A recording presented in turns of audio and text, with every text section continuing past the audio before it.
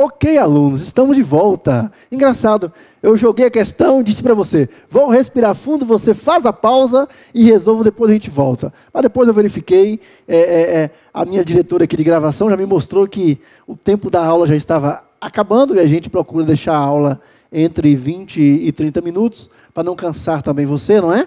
E aí quando a gente percebe que o conteúdo pode se alongar, a gente acaba interrompendo a aula logo depois dos 20 minutos. Ok, mas estamos aqui de volta, eu imagino que você resolveu, e agora a gente vai resolver com você. Muito simples, muito simples. Trata-se de uma divisão de frações. O que eu faço em divisão de frações? Eu conservo a primeira fração, inverto o sinal, inverto a operação, né, de divisão para multiplicação, ou melhor, troco o sinal, muitos preferem dizer assim, para não confundir com o segundo passo. Então, qual é o primeiro passo? Conservo a primeira fração, 4/5. Troco de operação, está, ou troco o sinal, como você quiser, está a dividir, eu troco para multiplicar. Né?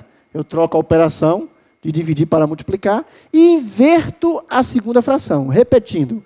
Divisão de frações, conserva-se a primeira fração, troca o sinal e inverte a segunda fração. Conserva a primeira, troca o sinal e inverte a segunda. Onde está 2/3, eu coloco 3/2. Onde está 2/3, eu coloco 3/2. O inverso de 2/3, 3/2. O inverso de 3/2, 2/3, ok?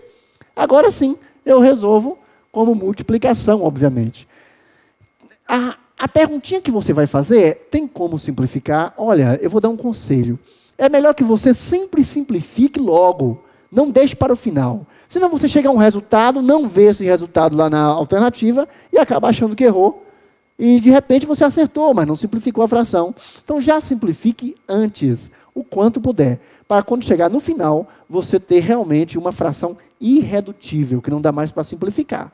Aí você terá a resposta da sua questão numa boa. Então, eu volto a dizer para você que sempre que as bancas cobram esses conteúdos simples nos editais, elas vão trabalhar com algumas pegadinhas, tá? Pegadinha já faz parte de concurso hoje no Brasil, né?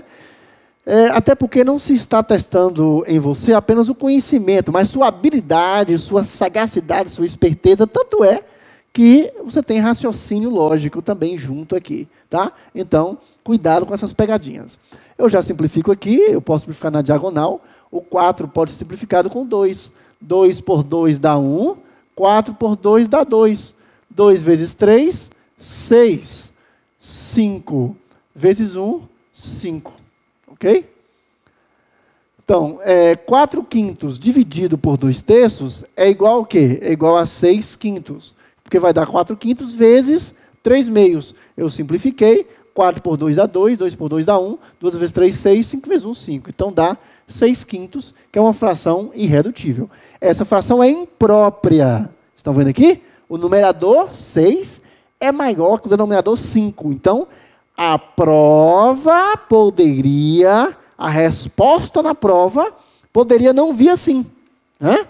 Você deve ter pensado, professor, mas tudo bem, eu não coloquei para você aqui uma questão de prova. Claro que a questão na prova, como a gente vai ver aqui diversas, a questão na prova, ela traz um enunciado muito mais, muito melhor trabalhado, mais rebuscado, né? Ok. Mas imagine a solução disso aqui e a questão, a alternativa correta não fosse 6/5. Você olha de A até E e não vê 6/5. Porque, na verdade, de repente, está em número decimal ou está em número misto. Se estivesse, por exemplo, em número decimal, seria a divisão de 6 por 5. 6 dividido por 5, né? Dá 1 vezes 5, 5 para 6, 1. E aí, como é decimal, eu iria continuar dividindo. Eu coloco 0 aqui, 10 por 5 dá 2. 2 vezes 5, 10 para 10, nada. Então, a resposta disso aqui na questão poderia vir em número decimal, 1,2, 1,2. E ela poderia vir também em número misto. Número misto. As provas estão resgatando o número misto. As bancas estão cobrando muito número misto hoje em dia, tá? Quando a banca não cobra diretamente o número misto, você precisa resolver o número misto para resolver a questão, tá? Ok, e aqui eu teria, se eu não continuasse dividindo, né, se eu não colocasse a vírgula, eu teria o quê? 1 inteiro e 1/5. 1 inteiro e 1/5, que seria 6 por 5, dá 1 vezes 5, 5 para 6, 1. Então, 1 inteiro e 1/5. Então, seria 1 inteiro e 1/5. 6/5, 1 inteiro e 1/5. Ok?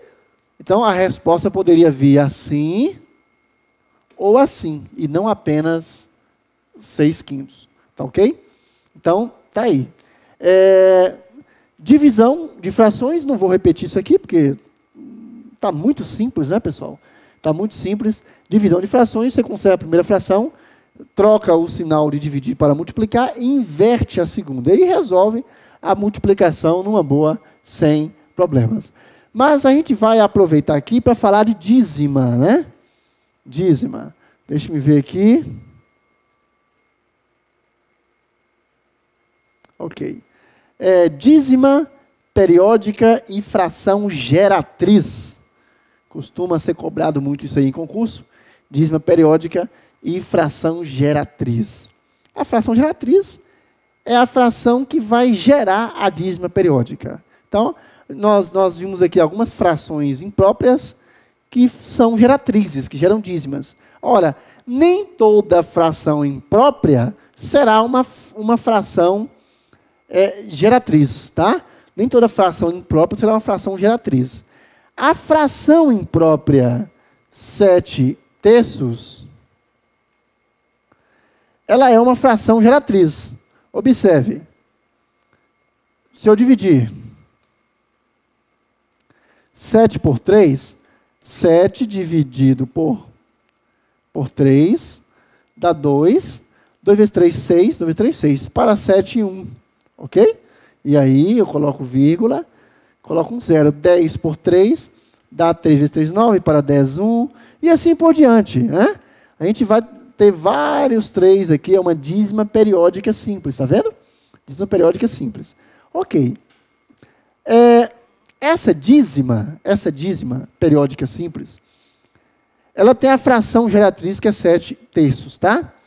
Mas, cuidado, porque nem toda fração imprópria será uma fração geratriz, porque ela não vai gerar uma dízima, tá?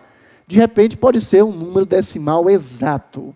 Digamos, por exemplo, que em vez de 7/3, fossem 7/2. 7/2. Em vez de 7/3, eu tivesse 7/2, tá? Vamos usar esse espaçozinho aqui pequeno. Então, 7/2. Ora, ao dividir 7 por 2, 7/2, né, gente? 7 sobre 2. Numerador dividindo o denominador. Então, 7 por 2 é 3. 3 vezes 2, 6. Para 7 e 1. Posso continuar dividindo? Claro, é só colocar uma vírgula. 0. 10 por 2 dá 5. 5 vezes 2, 10 para 10, nada. Eu não posso chamar, embora uma minoria de autores chama de...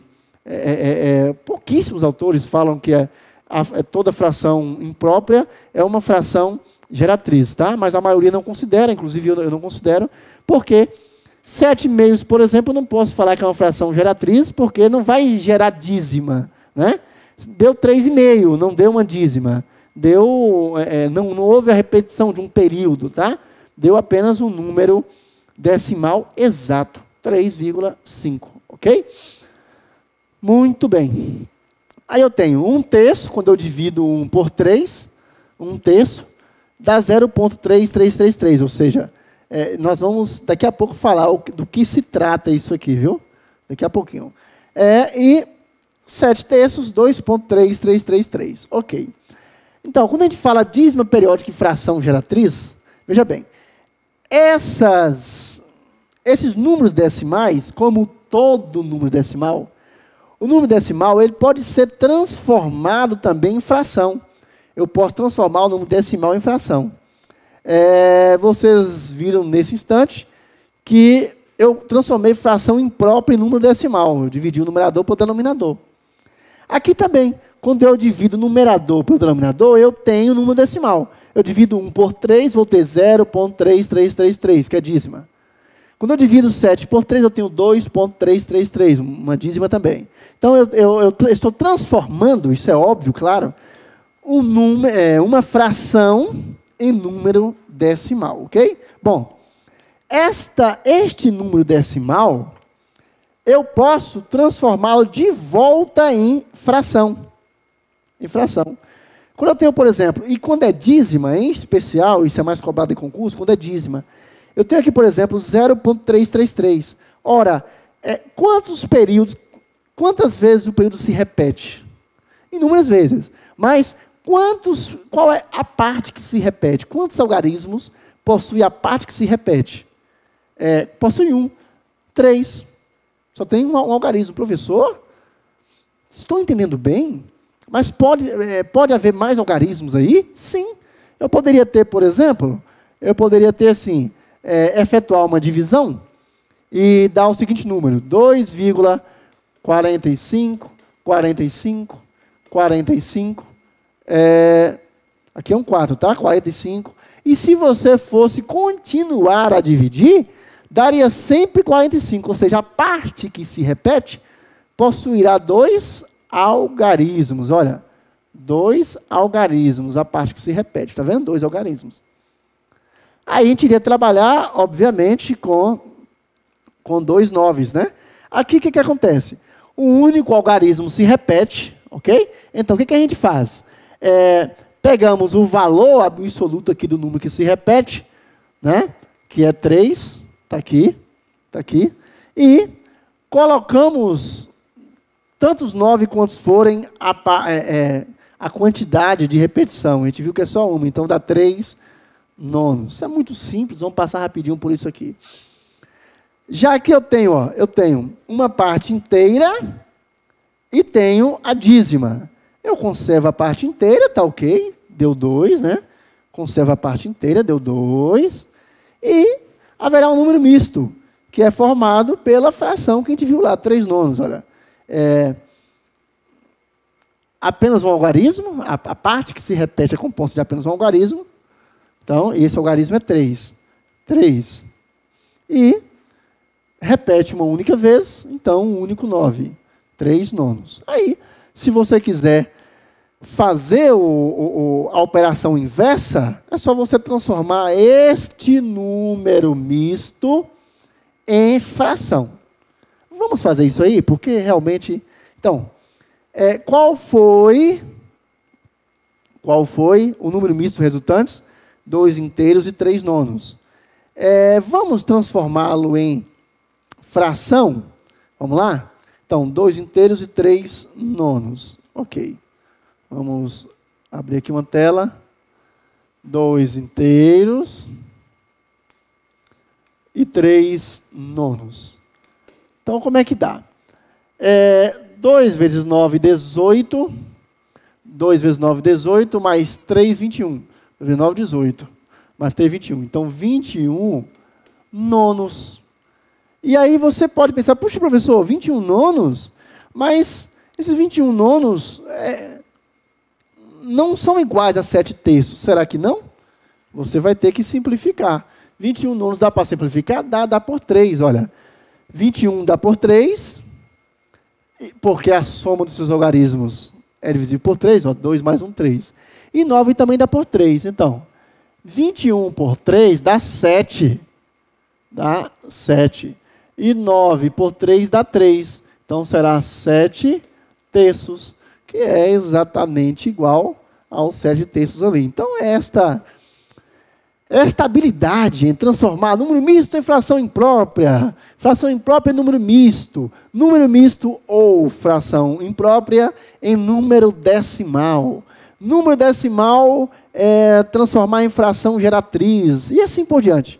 Essa jogada aí que você precisa entender, que você precisa revisar. Ok? Então, só fazendo aqui um balanço do que a gente viu até agora, né, para a gente avançar. O que a gente fez desde o início?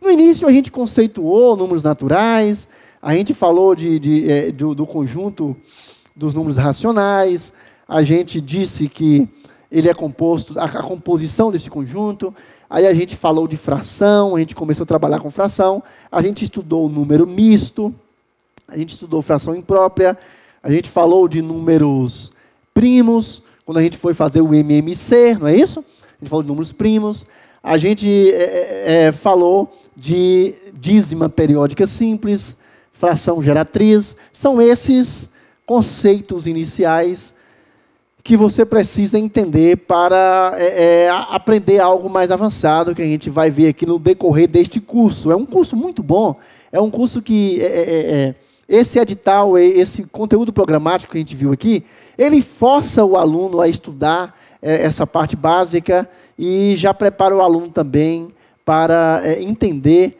o raciocínio lógico, matemático, argumentativo e espacial que a gente vai ver aqui, ok? A gente volta lá, né? Vamos voltar aqui. Avançar, na verdade, né? Vamos avançar. E aqui nós temos números irracionais, né? Nós vamos conceituar os números irracionais. Por enquanto, só conceito, né? Números irracionais.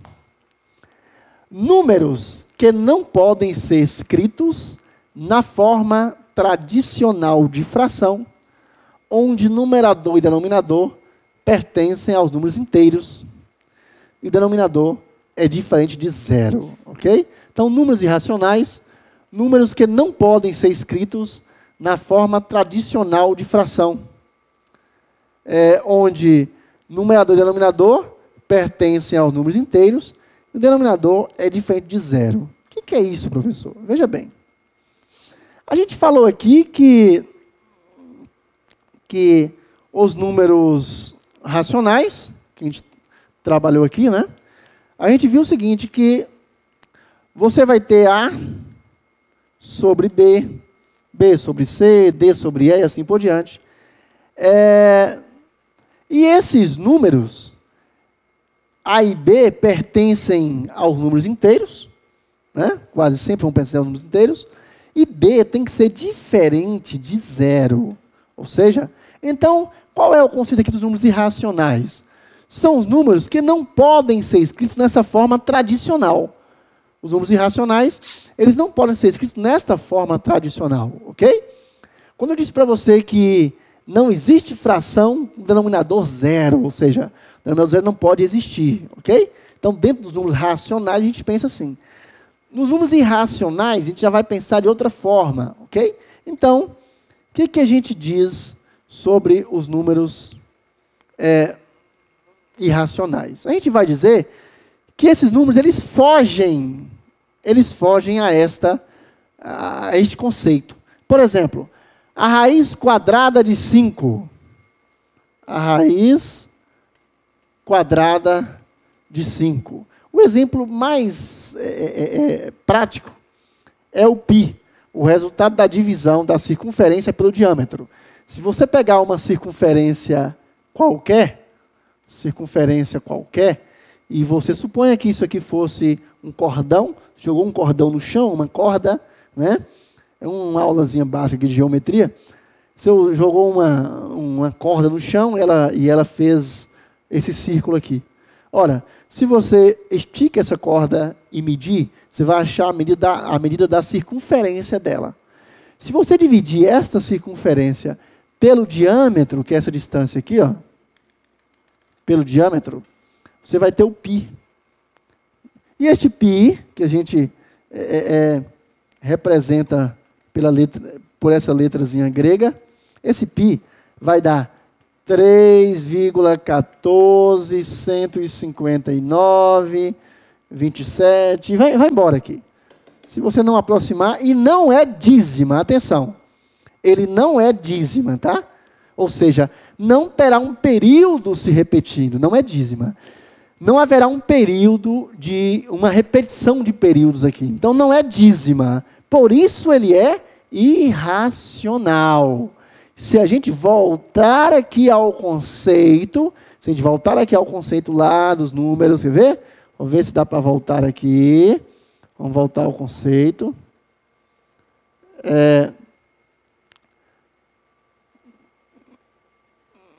Vamos voltar aqui ao conceito. É interessante você visualizar isso aqui.